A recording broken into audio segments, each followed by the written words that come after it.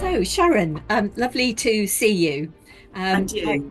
I remember that we met in, I think it was 2012, at the Complex Systems Society conference, which was in Brussels, I think. And we've been in touch, more or less over the years ever since. You wrote a lovely book called Leadership in Complexity and Change, which was, when was it actually published? I've forgotten now. October 21. In 21, and it was based, I think, on your PhD, Mm. which was from the University of Reading in 2013. And the book kind of came out of your research, I think. And I know Peter Allen was your external examiner, wasn't he? And I kind of feel in the way you describe some of the theory, I can really sort of we see. I feel very comfortable with some of your descriptions, and I'd like to ask you a few questions. I like your work because I feel it's both grounded, in theory that's well researched and well grounded, and yet you really have made your reputation for applying this to leadership and change. So I think it's a good mix. So the first thing that I notice you talk about in the book, or you summarize the complex world as dynamic, entangled, uncertain, patterned, and emergent.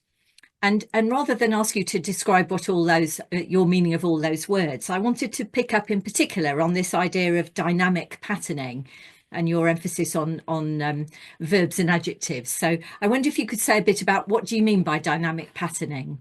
Yeah, I'm glad you picked up on that because it's really central to what I'm trying to say, and I think it does um, do the thing that I'm trying to do, which is bring this rigorous thinking into everyday practice, so it doesn't scare people. And so, one of the ways that I often put it when I'm talking with people is I explain that complexity and change come as a package. And this is really important. So when I say dynamic, I'm really referring to ongoing changing, no beginning, no ending. And when I talk about complexity, I think one of the aspects of complexity that's really, really important is the entanglement, the fact that it's not terribly helpful to think in terms of parts or elements. Actually, in a complex world, a complex working world, a complex wider world, what matters much more are relationships, interactions, interdependencies. And so we've got those two things together. And I find sometimes with complexity, people get very bothered about the entangled side of complexity, which is of course one of the things that we do need to be bothered about. And if we only focus on that, we can end up in the territory of trying to map everything, all the entanglements and all of the different interactions, and really trying to sort of understand that. And when we focus too much on one aspect, I think the part that gets underplayed is the dynamism in complexity. And so, it's the complexity and changing together that really, they work together to create the uncertainty. They create the patterning. They create the emergence in the world. So I'm trying to do two things. So one is with dynamic patterning, I'm trying to give equal billing to dynamism and the patterning that's often there with complexity. But also I think patterning is something that is easier to kind of grasp than complexity. It's a bit friendlier. It's not necessarily as scary. It doesn't make us feel as anxious. But it's the patterning of the world that I think we can start to grapple with. So that's why I've talked about dynamic patterning. And I think, I'm yeah, sorry, I'm just going to come in there. That I think, is there also something about that, because we're talking about patternings of relationships, patternings of things, that the reason, the interesting thing is that is itself dynamic. It is the dynamic of the reflexive kind of interweaving.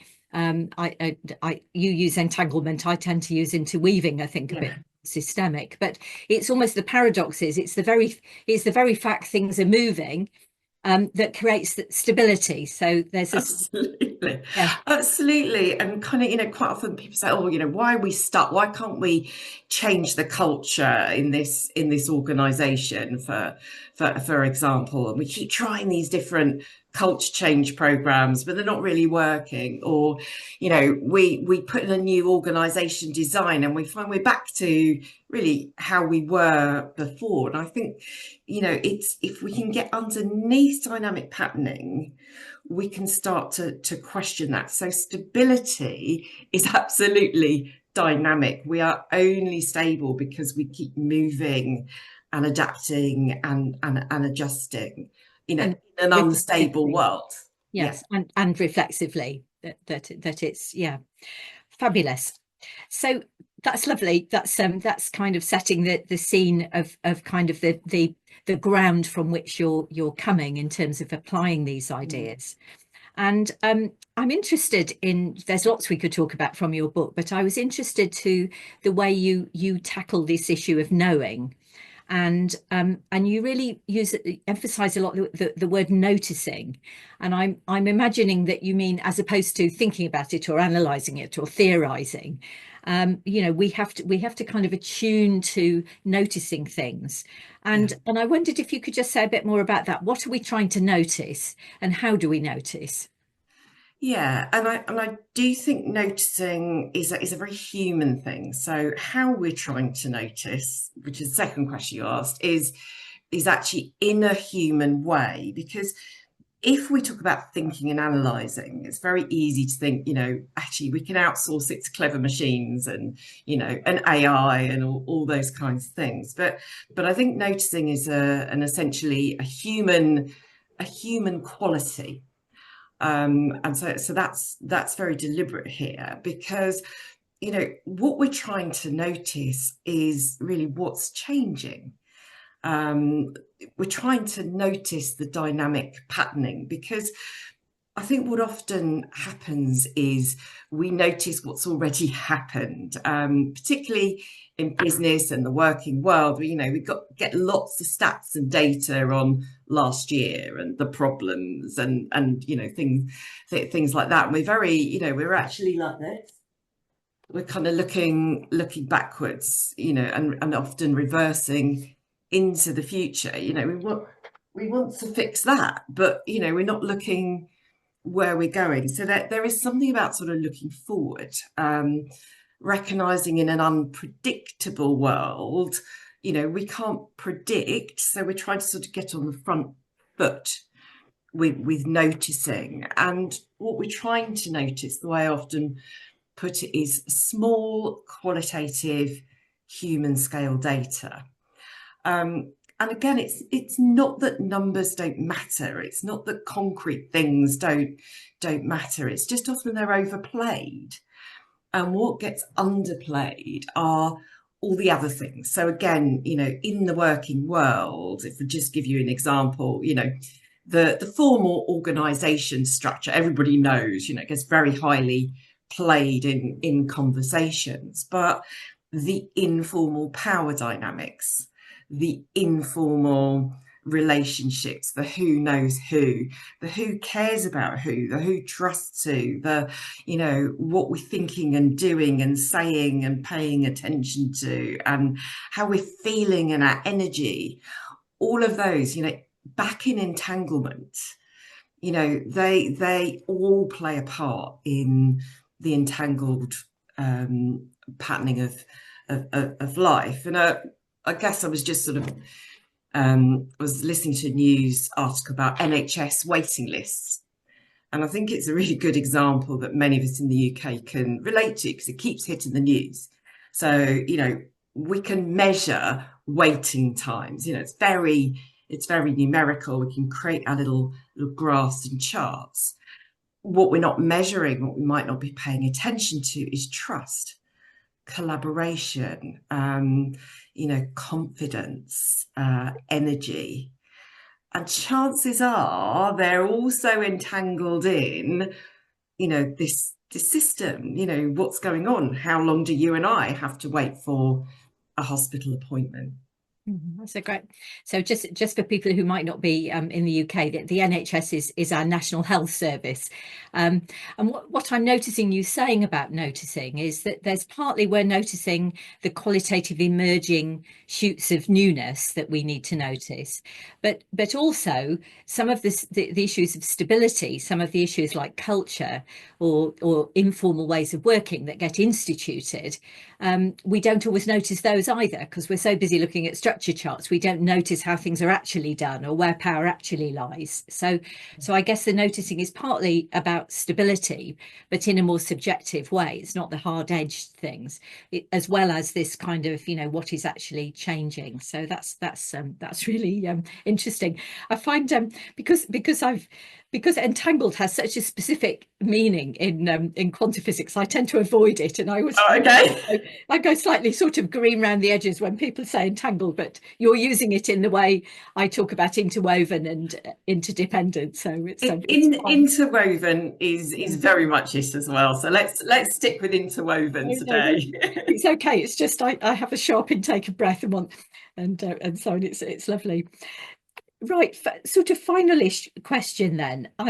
Your book is really written in ordinary language, but and it's amenable to people who don't know this subject, which is great. But I think it's nevertheless, I think it's it's a solid book. It isn't like you've you make it up as you go along. It's really come out of some deep research, and I've read your PhD as well, and it's a very thorough piece of work.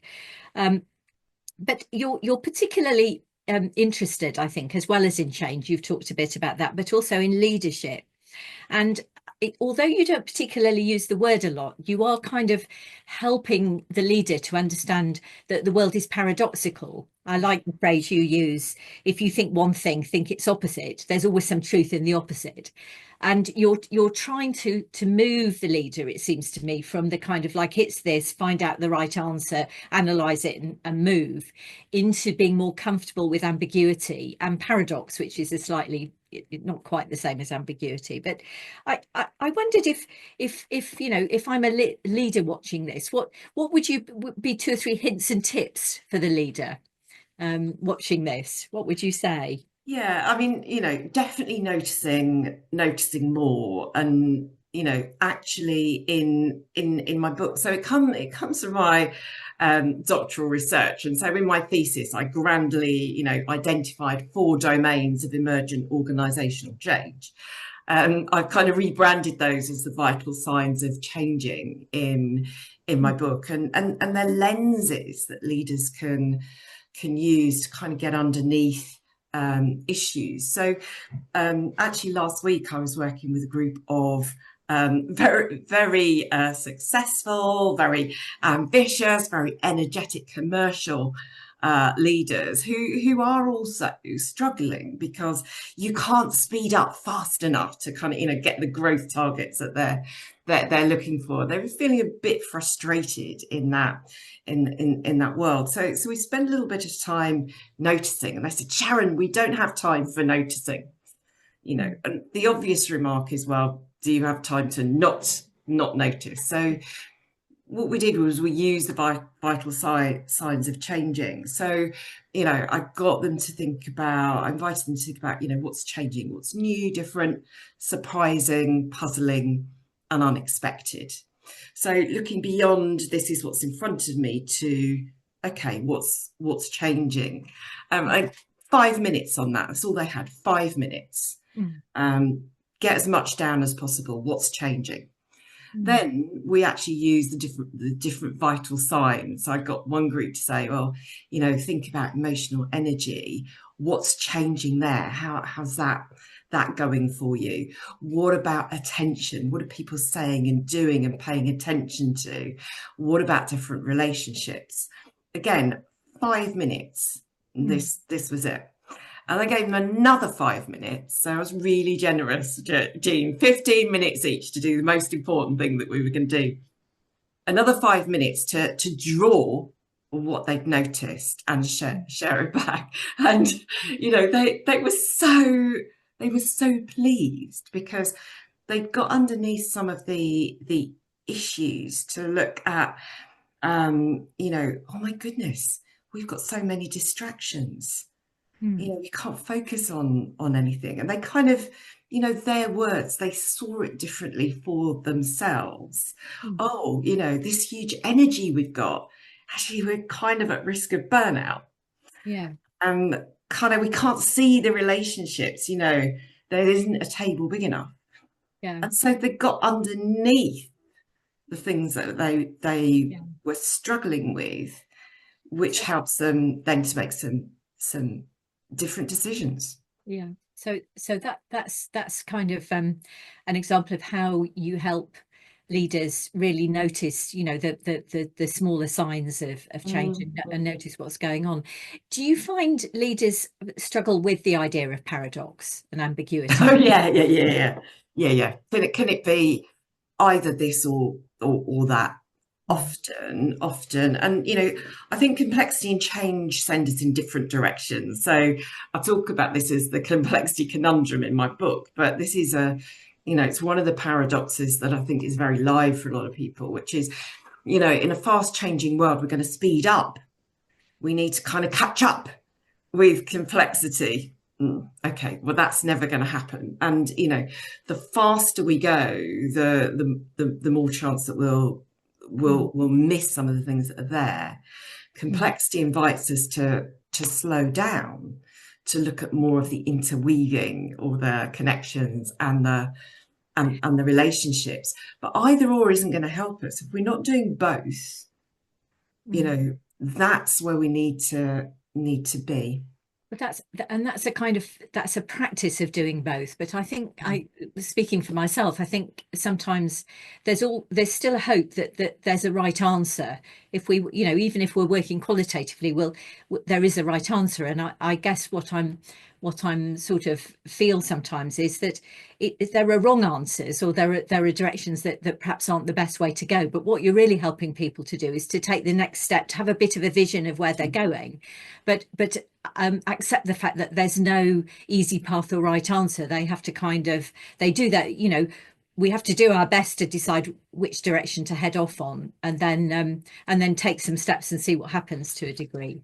That's I don't know whether you agree. And yeah. And I think there's something very practical about coping with how we feel in that situation. Yeah. And kind of, you know, if I'm in charge, so I'm director of this, that, and the other, you know, everybody's looking to me, expecting me to deliver certain things. I can't admit to them or to myself that, you know, I'm not in full control because I'm in charge here. Yeah. So there is something about kind of, you know, working with the internal anxiety and holding that, and then learning to really hold that for a group.